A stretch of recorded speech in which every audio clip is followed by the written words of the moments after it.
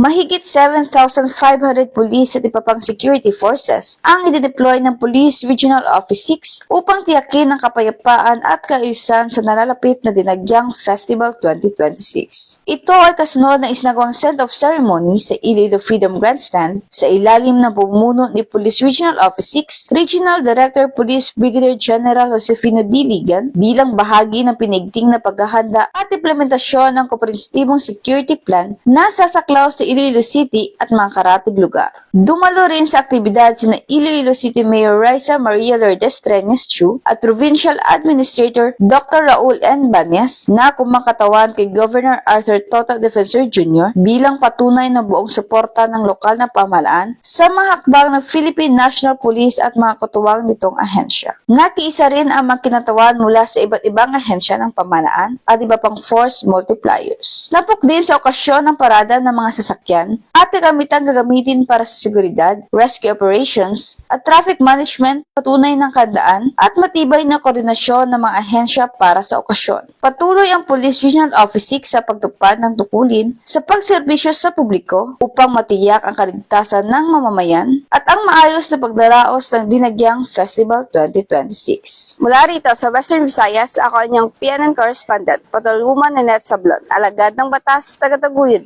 ng Balitang Pulis.